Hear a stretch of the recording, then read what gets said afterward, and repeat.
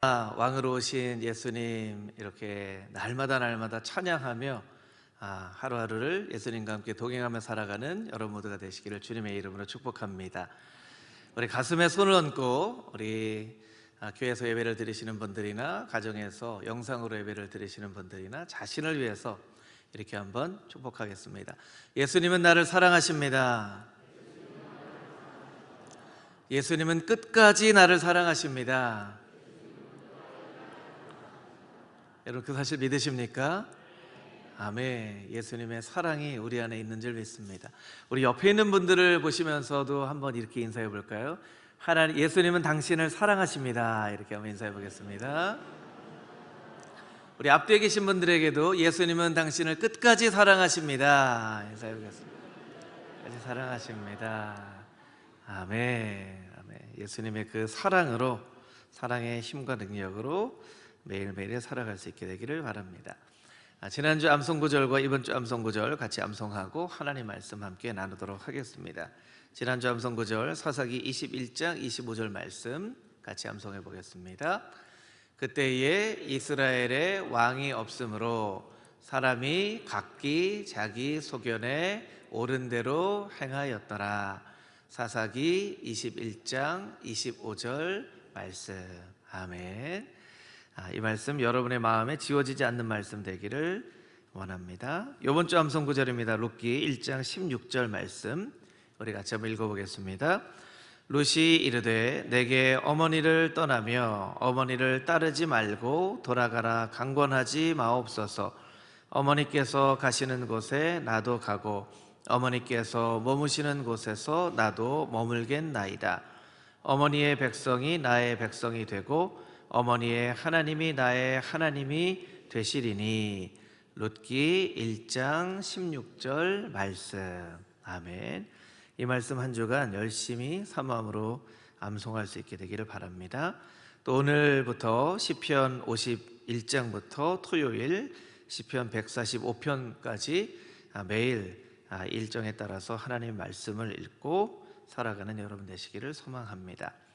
오늘은 요한복음 12장 말씀으로 호산나 이스라엘의 왕이시여 라는 제목으로 은혜를 나누겠습니다. 설교를 하기 전에 여러분들께 사과를 한 가지 제가 드려야 되는데요. 지난주 2부 예배 때 아프리카 땅의 복음이 빌립을 통해서 이디오피아 간다게 국거를 맡았던 내시를 통하여 아프리카 땅의 복음이 증거됐다는 설교를 하면서 제가 1부 예배 때는 그렇게 하지 않았는데 2부 예배 때 성 어거스틴 얘기를 했습니다. 성 어거스틴이 아프리카 사람이다라고 얘기를 해야 되는데 저도 모르게 흑인이다 이렇게 얘기를 했더라고요. 그래서 제가 영상을 이렇게 보니까 아프리카 사람이라고 얘기를 해야 되는데 앞에 서면 때로 제가 이렇게 말을 하면서도 잘못 실언이 될 때가 있어요. 이 어거스틴은 지금으로 보면 북아프리카 알제리 지역에 해당되어지는 카르타고에서 태어난 이 아프리카 출신의 사람이에요. 그리고 아버지는 이방 사람이었고 이방 종교를 믿는 사람이었고 어머니는 모니카는 크리스찬이었죠. 그래서 어거스틴의 인종에 대해서 아주 정확하게 이야기를 하고 있지는 않지만 기독교 역사에 나와 있는 그림들을 보면 어거스틴을 이제 백인 같은 모습으로 이제 그리고 있죠. 그래서 어거스틴은 흑인이 아니라 아프리카 사람이라고 여러분이 기억하시면 좋을 것 같고요. 제가 설교 때 저도 모르는 사이에 이렇게 실수하지 않도록 여러분 저를 위해서 더 많이 기도해 주시면 좋겠습니다.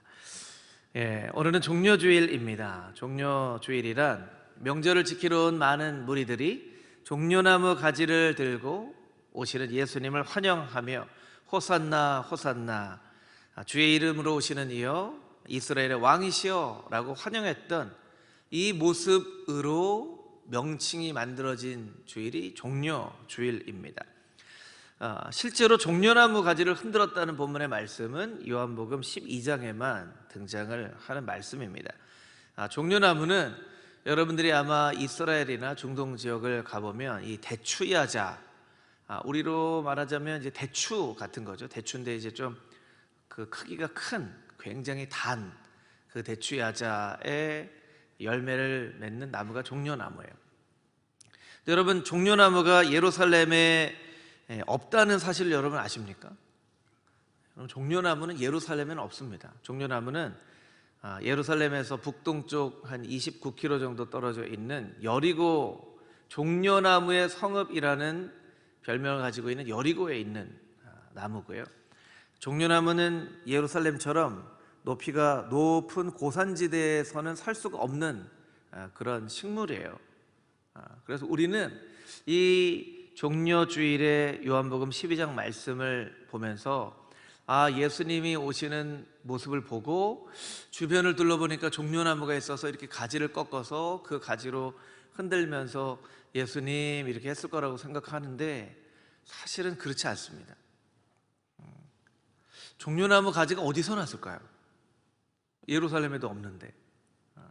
여러분, 우리가 우리나라 역사에 보면 3.1운동이 있잖아요. 3.1운동, 대항독립 만사할 때 우리나라 사람들 손에 들려져 있던 것이 뭐였죠? 태극기죠, 태극기. 이스라엘 백성들에게 종려나무 가지는요, 우리나라 사람들에게 태극기 같은 존재예요. 여러분, 이 본문의 말씀이 3.1운동 하는 장면이라고 생각을 하면 굉장히 이 말씀이 다르게 다가올 거예요. 그럼 종려나무 가지는요, 이스라엘 백성들이 미리 준비한 거예요. 마치 3.1운동을 준비하면서 태극기를 다 준비를 한 것처럼 그렇게 준비를 한 거예요. 왜 종려나무 가지를 그렇게 준비를 했을까요? 이 종려나무라는 의미는요, 승리를 상징하는 거예요.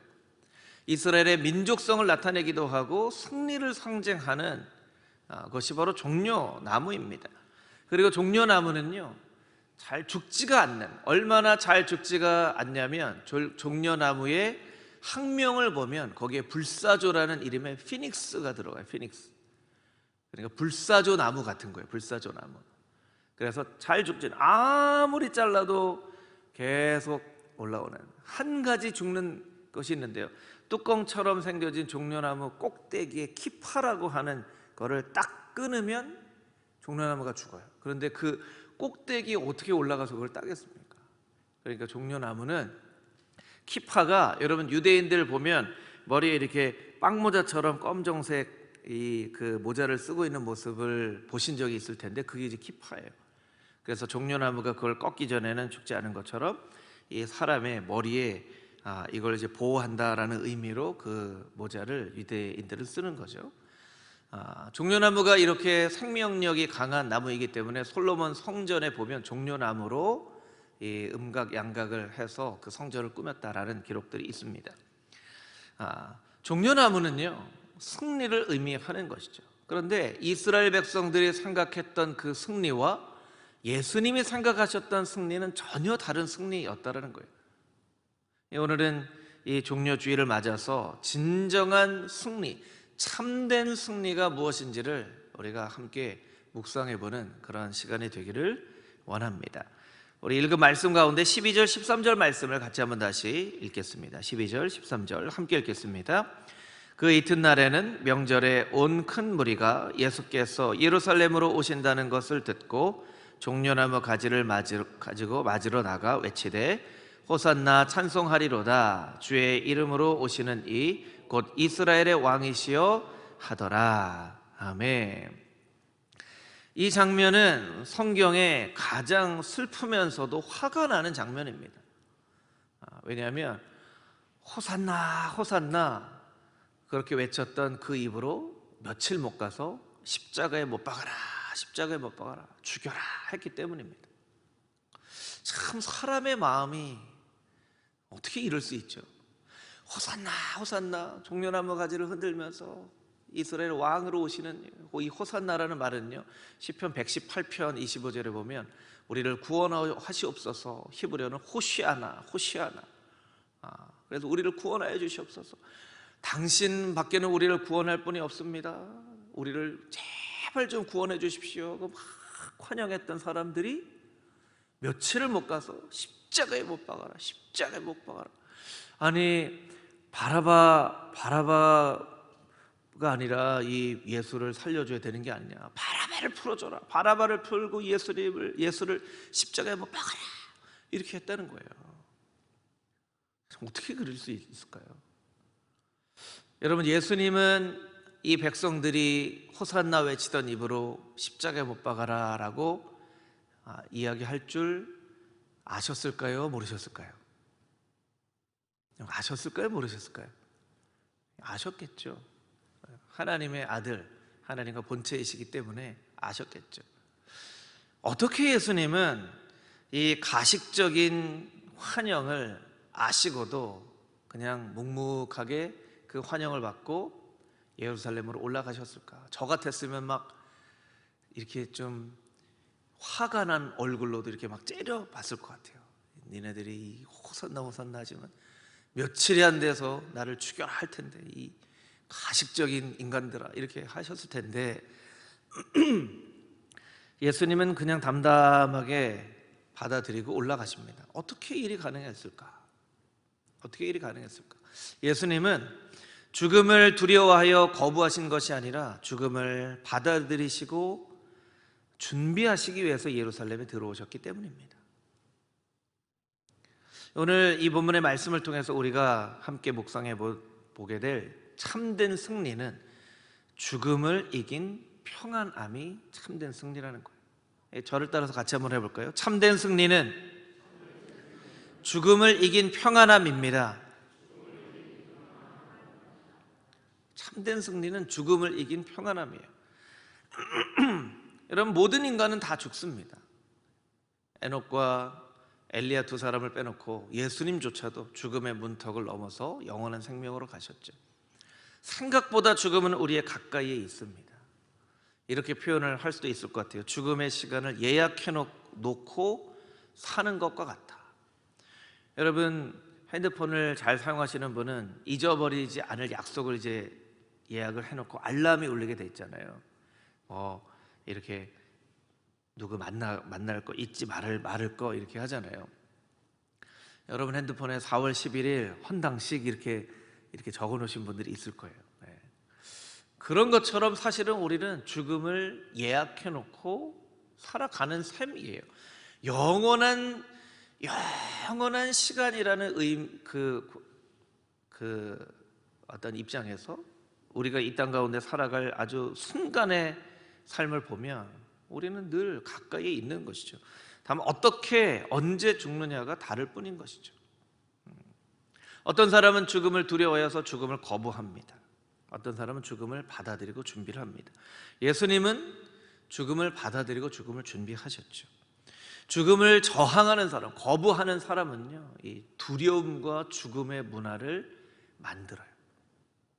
그래서 자꾸 죽음을 묵상하고 죽음을 절대화하고 이 죽음이 주는 두려움 가운데 살아가게 돼요. 그런데 여러분, 죽음을 이렇게 받아들이는 사람은요, 준비하는 사람은 죽음 너머의 생명을 바라보는 거예요.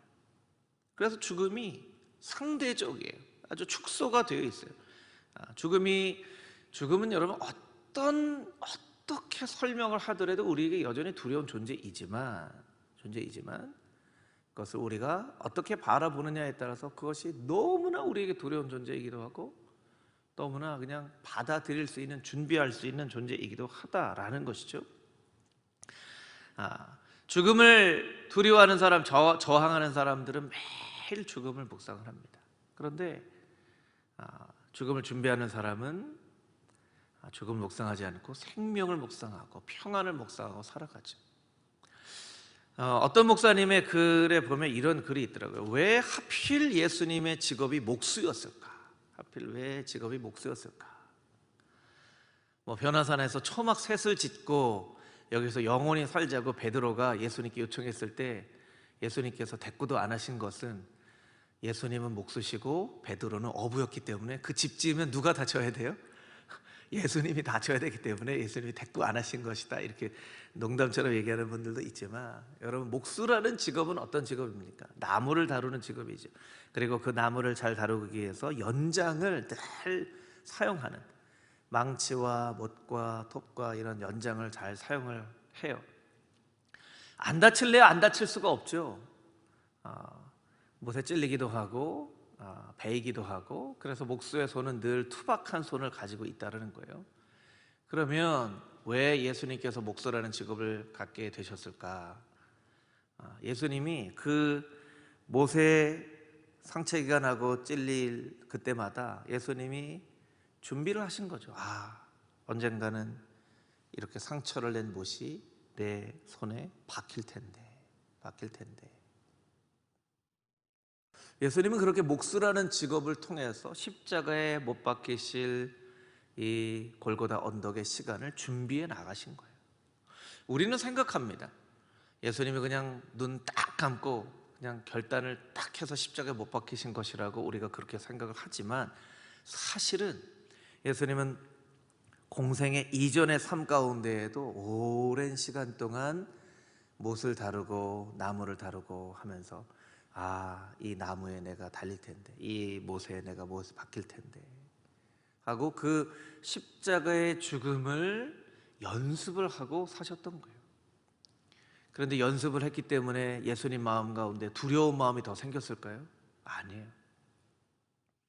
연습을 하고 준비를 하고 하면서 그 십자가의 죽음을 받아들일 준비를 계속 하신 것이죠.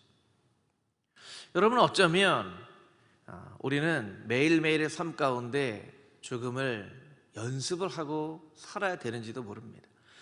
크리스찬이라고 하는 삶은 예수님을 닮는 삶이잖아요.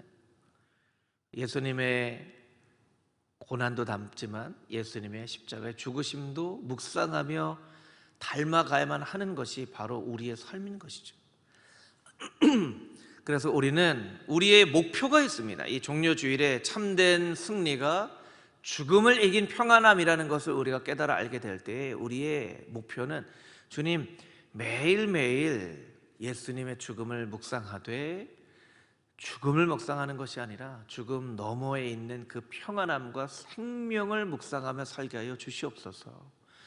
매일 준비하게 하여 주시고 매일 예수님의 십자가의 길을 따라 걸어가는 삶을 살게 하여 주시옵소서라고 우리가 준비하며 살아갈 때에 언젠가는 우리의 앞에 닥치게 될 그 죽음을 우리가 잘 준비하며 예비하며 받아들일 수 있는 그 너머에 있는 진정한 승리를 맛보는 삶을 살아갈 수 있게 된다는 것입니다. 장례를 해보면 신앙이 있는 사람과 신앙이 없는 사람, 신앙이 있는 가정과 신앙이 없는 가정이 아주 큰 차이가 있어요. 여러분, 울음에도 정말 절망스러워서 우는 울음이 있고, 슬프지만 그 울음 가운데 희망의 그런 마음이 담겨져 있는 울음이 있습니다. 이 장례를 하는 그런 장례사들의 얘기를 들어보면요, 이 시신을 보면 이 사람이 교회를 다니는 사람인지 안 다니는 사람인지를 구별할 수 있다는 거예요. 평안하게 그 죽음을 맞이하는 그런 사람과 절대로 그러지 못한 사람의 몸이 다르다는 거죠. 여러분, 우리는 우리의 가까이 있는 죽음을 날마다 생각을 하되 그것을 받아들이고 그 너머에 있는 진정한 생명과 평안을 우리가 묵상하며 살아가야지만 진정한 승리자가 되어줄 수 있는 것입니다. 금호중앙교회의 모든 성도님들은 죽음을 넘어선 진정한 평안함의 참된 승리를 날마다 맛보며 살아갈 수 있는 하나님의 거룩한 백성들이 다 되시기를 주님의 이름으로 축복합니다. 아멘. 14절 15절까지 있는 말씀 우리 같이 다시 한번 읽겠습니다. 14절 15절 말씀입니다. 예수는 한 어린 나귀를 보고 타시니 이는 기록된 바 시온에 따라 두려워하지 말라, 보라 너의 왕이 나귀 새끼를 타고 오신다 함과 같더라. 아멘. 예수님은 한 어린 나귀를 타고 예루살렘으로 들어오셨습니다. 사실 베다니에서 예루살렘까지의 이 거리는 그렇게 먼 거리가 아니었어요. 한 5km 정도 되는 거리였기 때문에 굳이 나귀를 타고 들어오실 필요가 없으셨죠. 거의 모든 순례자들이 걸어서 예루살렘으로 올라왔습니다. 예수님께서 나귀를 타신 이유는 두 가지 이유가 있어요. 첫 번째는 메시아의 예언을 성취하기 위해서입니다. 예수님께서, 하나님께서 이 메시아를 사람들이 알아보지 못할까 봐 메시아가 이런 모습으로 오실 거다라고 300여 구절을 통해서 미리 예언을 해 주셨죠. 그 중에 한 가지가 스가랴 9장 9절에 있는 말씀입니다. 우리 스가랴 9장 9절 말씀 같이 한번 자막으로 읽어보도록 하겠습니다. 스가랴 9장 9절 말씀, 스가랴 9장 9절입니다. 함께 읽겠습니다. 시온에 따라 크게 기뻐할지어다. 예루살렘에 따라 즐거이 부를지어다. 보라, 내 왕이 내게 임하시나니 그는 공의로우시며 구원을 베푸시며 겸손하여서 나귀를 타시나니 나귀 작은 것 곧 나귀 새끼니라. 아멘. 스가랴 9장 9절 말씀 가운데 그분은 나귀를 타고 오신다는 거예요. 나귀 새끼를 타고 오신다는 거예요. 이 나귀를 타고 올라오시는 분을 보면 이분이 메시아인 줄 알 수 있다는 것이죠. 두 번째, 나귀가 평화의 상징이기 때문입니다. 이 오늘의 본문의 말씀은 마태복음 21장에서 이렇게 또 다르게 표현을 하고 있습니다. 마태복음 21장 5절 말씀 우리 자막으로 같이 한번 읽어보도록 하겠습니다. 함께 읽겠습니다. 시온의 딸에게 이르기를 내 왕이 내게 임하나니 그는 겸손하여 나귀 곧 멍에 매는 짐승의 새끼를 탔도다 하라 하였느니라. 아멘. 여기 마태복음 21장에 겸손하다라고 하는 말씀은 이제 두 가지 의미로 해석할 수 있어요. 정말로 겸손하셔서 온유하셔서 나귀를 탔다는 의미가 있고요. 여기에서 말하는 겸손은 사실은 평화의 의미입니다. 평화. 우리는 예수님께서 왕으로 오시는데 왜 말을 타고 오시지 왜 나귀를 타고 오시나 이렇게 생각할 수 있을지 모르겠지만, 여러분, 나귀는요 그 당시에 있어서는 굉장히 아주 중요한 그 수단이었어요. 제 기억에 초등학교 이제 뭐 1학년 이런 때일 것 같은데요.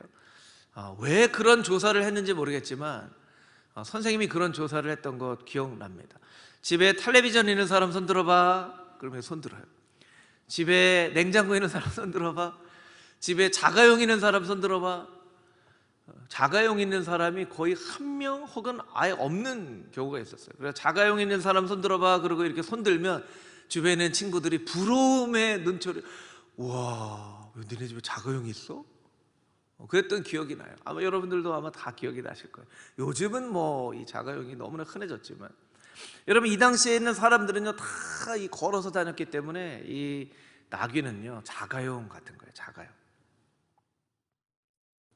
어떤 사람이 이 나귀를 탔을까요? 부유한 사람이 사실은 이 나귀를 탔어요. 사사기에 보면 그 기록들이 있는데, 사사기 10장 3절 4절 말씀 우리 같이 한번 읽어보도록 하겠습니다. 사사기 10장 3절 4절 함께 읽겠습니다. 그 후에 길르앗 사람 야일이 일어나서 22년 동안 이스라엘의 사사가 되니라. 그에게 아들 30명이 있어 어린 나귀 30을 탔고 성읍 30을 가졌는데 그 성읍들은 길르앗 땅에 있고 오늘까지 하봇 야일이라 부르더라. 아멘. 이스라엘의 사사 야일에게 어린 아들 30명이 있는데 30개의 성읍을 다스렸어요. 그러니까 아들 한 명마다 한 성읍을 다스린 거죠. 그 성읍을 다스리는 사람이 나귀를 탔어요. 사사기 12장 14절 말씀에도 보면 압돈의 아들 30명 또 손자 40명 70명이 70마리의 나귀를 탔다는 얘기가 있어요. 여러분, 다윗도 나귀를 탔습니다. 열왕기상 1장 33절에 나와 있는데요, 열왕기상 1장 33절 우리 자막으로 같이 한번 읽어보도록 하겠습니다. 시작. 왕이 그들에게 이르되 너희는 너희 주의 신하들을 데리고 내 아들 솔로몬을 내 노새에 태우고 기온으로 인도하여 내려가고. 아멘. 이 왕상 1장 말씀은 솔로몬을 왕으로 세우는 본문의 말씀이에요. 그런데 다윗이 이야기합니다. 내 아들 솔로몬을 내 노새에 태우고 내 나귀에 태우고 기온으로 내려가게 해라. 여러분, 왕이 말하자면 가장 중요한 그런 오늘날로 보면 대통령이 타는 것과 같은 그런 차를 탔을 텐데 그게 바로 노새였다는 거예요. 나귀였다는 거예요. 그러면 왕은 말을 안 탔습니까? 왕은 말도 탔습니다.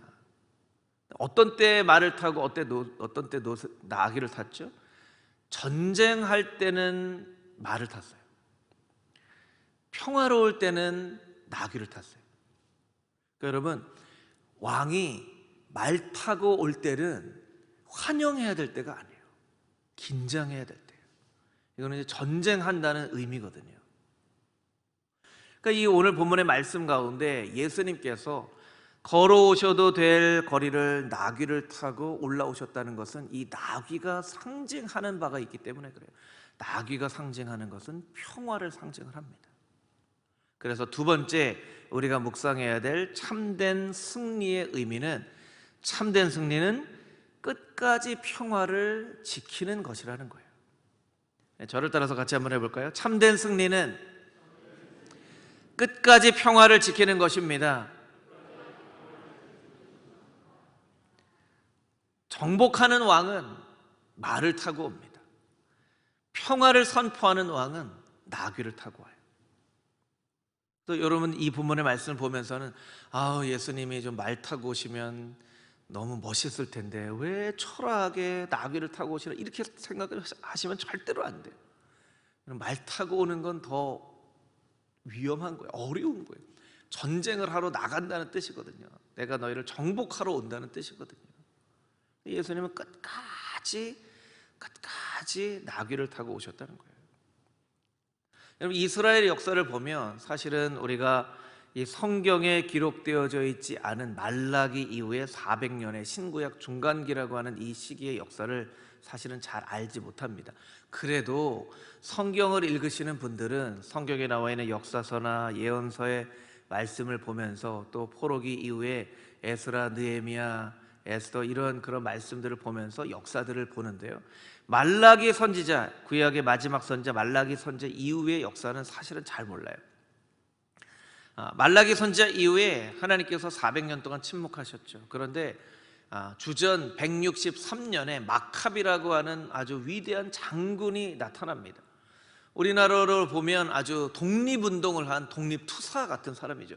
윤봉길, 안중근, 그런 같은 사람들인 거예요. 그런데 그 사람들보다 더 위대했던 것은 마카비가 20년 동안 독립전쟁을 해서 유대의 독립국가를 세웁니다. 국가를 세워요. 로마와 맞서 싸워서 독립국가를 세워요. 그것이 바로 하스모니안이라고 하는 왕조인데, 하스모니안이라는 왕조는요 80년 동안이나 거의 100년 가까운 시간 동안 이스라엘을 독립국가로 지키는 아주 이스라엘 역사 가운데는 굉장히 자랑스러운 그런 역사죠. 그래서 마카비 이후에 시몬, 요한 힐카누스, 아리스토블루스, 알렉산더, 얀네우스, 이런 역사의 인물들이 걸출한 장군으로서 로마와 맞서 싸워서 독립국가를 유지를 합니다. 그런데 결국 이 주전 63년에 로마에 의해서 완전히 함락당하고 말죠. 이스라엘 백성들에게 있어서의 승리는, 예수님 당시의 승리는 그 마카비 왕조가 세운 마카비가 세운 하스모니안 왕조, 투쟁을 통해서, 전쟁을 통해서, 혁명을 통해서 이스라엘의 독립국가를 만들었던 이런 생각을 이스라엘 백성들이 가지고 있는 거예요. 예수님께서 메시아이신 것은 맞는 것 같은데, 이분이 막 죽은 자도 살려내고 5,000명을 먹이기도 하고 서기관들과 바리새인들과 논쟁을 해도 아주 한 번도 들어보지 못한 권위 있는 말씀으로 말씀을 하시기도 하고, 아니 좀 이해가 안 가는데 이분이 메시아 맞아? 이분이 이 하스모니안 왕조를 세웠던 우리 독립투사들하고는 좀 다른데, 그래도 조금 다르긴 해도 이분에게는 특별한 능력이 있잖아요. 이분 나름대로 유대를 독립시켜서 국가를 만들려고 하는 계획이 있으시겠지. 사람들이 이렇게 생각을 했던 거예요. 그래서 사람들은 호산나 호산나 종려나무 가지를 들고 나온 것이 독립운동을 하는 것처럼, 태극기 들고 대한독립 만세, 대한독립 만세 하는 것처럼 예수님을 받아들인 거예요. 그리고는 하루빨리 능력을 베풀어서 이 로마의 압제로부터 유대를 독립시키시고 독립국가를 만들기를 유대 백성들은 원하였던 거죠. 그런데 예수님은 그런 방법으로 유대를 독립시키려고 이 땅 가운데 오신 분이 아니에요. 끝까지 평화를 이루시기 위해서 이 땅 가운데 오셨던 분이신 거죠. 여러분, 우리가 지켜야 될 평화는 바로 이런 평화입니다. 우리가 때로 이 땅 가운데 크리스찬으로서 살아가면서 평화를 지키려고 노력을 하지만 평화를 지키기 어려운 때가 참 많이 있죠.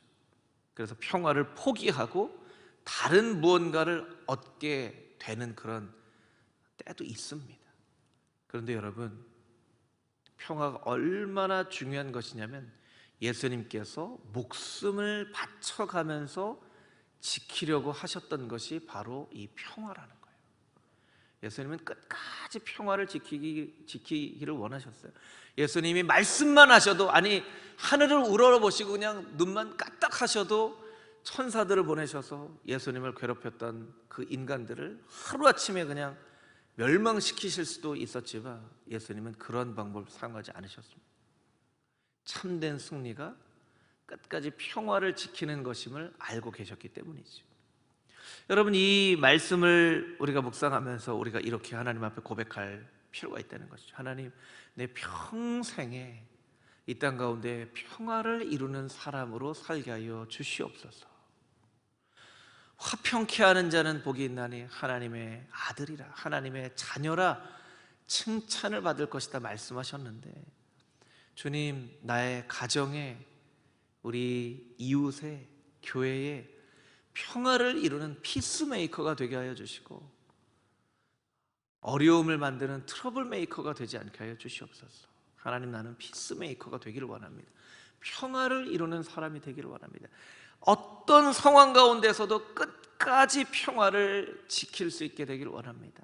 주님, 나에게는 능력이 없사오니 하늘의 능력을 부어주시고 성령님께서 나를 지켜보아 주셔서 이 땅 가운데 평화를 이루는 사람 되게 하여 주시옵소서. 간절한 마음으로 간구하며 기도하며 나아가는 금호중앙의 모든 성도님들이 다 되시기를 주님의 이름으로 축복합니다.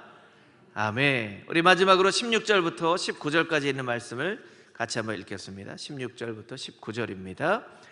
제자들은 처음에 이 일을 깨닫지 못하였다가 예수께서 영광을 얻으신 후에야 이것이 예수께 대하여 기록된 것임과 사람들이 예수께 이같이 한 것임이 생각났더라. 나사로를 무덤에서 불러내어 죽은 자 가운데서 살리실 때에 함께 있던 무리가 증언한지라. 이에 무리가 예수를 맞음은 이 표적 행하심을 들었음이로라. 바리새인들이 서로 말하되 볼지어다 너희 하는 일이 쓸데없다. 보라, 온 세상이 그를 따르는도다 하니라. 아멘. 19절 말씀을 자막으로 계속 보여주시면 바리새인들이 얘기를 합니다. 쓸데없다. 우리가 하는 일이 쓸데없다. 우리가 하려고 하는 일이 무슨 일이죠? 예수님을 죽이려고 하는 일이죠. 쓸데없다는 거예요. 왜 쓸데없습니까? 저렇게 온 세상이 저를 따르는데 저 예수를 어떻게 우리가 죽일 수 있겠느냐는 거예요. 여러분, 성경을 보면 바리새인들과 백성의 장로들과 서기관들과 대제사장은 늘 백성들을 두려워했습니다. 백성들을 두려워했어요. 때로는 하나님보다 백성들을 더 두려워했어요. 여러분, 하나님보다 백성들을 두려워하면 곧 백성이 하나님이 되는 겁니다. 그 백성이 절대적인 기준이 되는 거죠. 만약에 여러분에게 하나님이 반드시 이 일은 해야 된다라고 하는 큰 확신을 주는 그런 일이 있다면요, 온 세상이 반대해도 그 일을 해야 되겠죠. 여러분, 만약에 생각해 보세요. 제 안광국 목사가 무언가 일을 하려고 하는데 이 일이 정말 하나님께서 주시는 정말 100%의 확신을 가지고 하나님이 반드시 하라고 하시는 일이에요. 그런데 그냥 예를 들은 거예요. 그런데 아내가 반대합니다.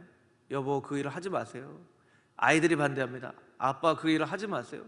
성도님들이 반대합니다. 목사님, 그 일을 하지 마세요. 그럼 제가 그 일 해야 될까요? 하지 말아야 될까요?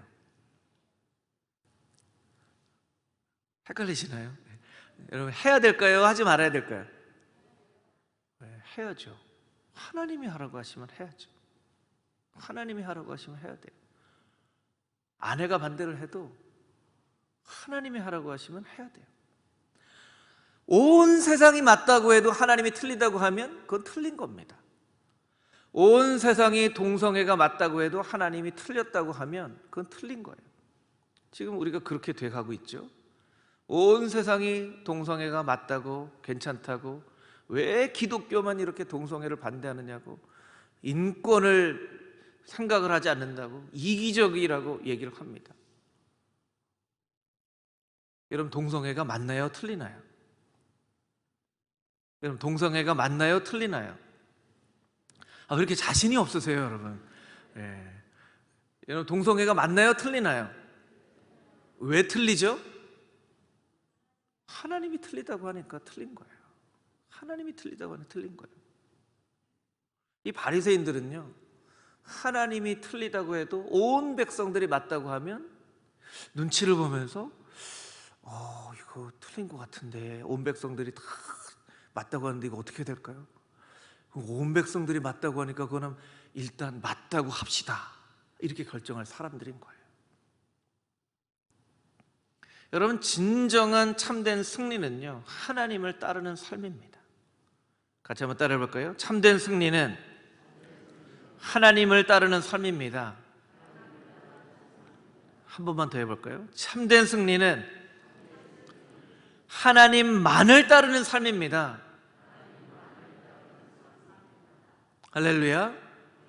하나님만 따라야 되고요, 예수님만 따라야 되고요, 하나님의 말씀만 진리인 거예요. 하나님의 말씀도 진리고 세상의 어떤 다른 것도 진리고 하는 게 아니에요. 하나님 말씀만 유일한 진리이신 거죠. 여러분, 우리는 이 바리새인처럼 무언가를 두려워합니다. 돈 때문에 두려워하고, 건강 때문에 두려워하고, 미래에 대한 불안 때문에 두려워하고, 때로는 사람을 두려워하기도 하고, 일어나지 않는 일들을 두려워하기도 하고.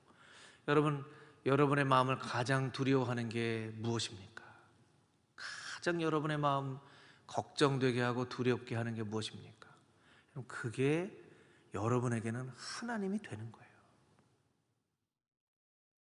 그런데 하나님만 따르면 하나님께서 우리의 마음 가운데 두려움을 얻게 하십니다.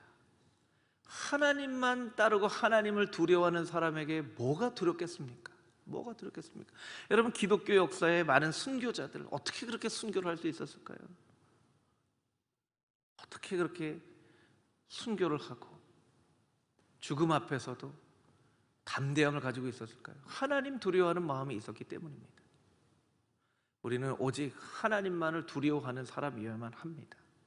그렇지 않으면 그 무언가가 하나님 노릇을 우리에게 하려고 할 거예요. 그래서 그것 중심으로 무엇이든지 결정을 하게 될 거예요. 성경은 우리에게 이렇게 이야기를 합니다. 우리 마지막으로 디모데후서 1장 7절 말씀을 같이 한번 읽어볼까요? 디모데후서 1장 7절 말씀 함께 읽겠습니다.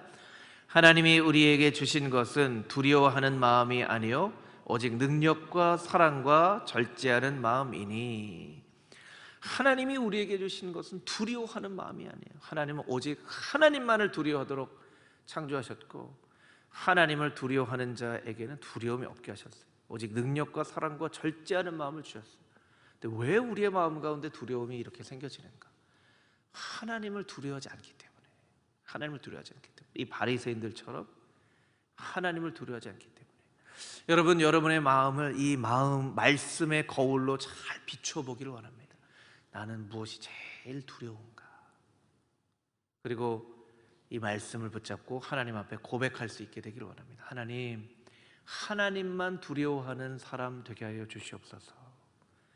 참된 승리는 하나님만을 따라가는 것임을 깨닫게 하시고, 이 세상 그 어떤 것도 두려워하지 않고 두려움 없는 삶을 살아갈 수 있도록 주님, 나의 마음을 붙잡아 주시옵소서. 그렇게 간절한 마음으로 간구할 때에 하나님께서 여러분의 두려움이 사라지게 하여 주시고, 본문의 말씀처럼 능력과 사랑과 절제하는 마음을 여러분에게 허락하여 주시고, 심지어 죽음의 위협이 우리의 마음 가운데 있을지라도 죽음을 이기신 예수 그리스도의 평안으로 여러분의 마음을 지켜 보호하여 주실 줄 믿습니다. 아멘. 함께 기도하겠습니다.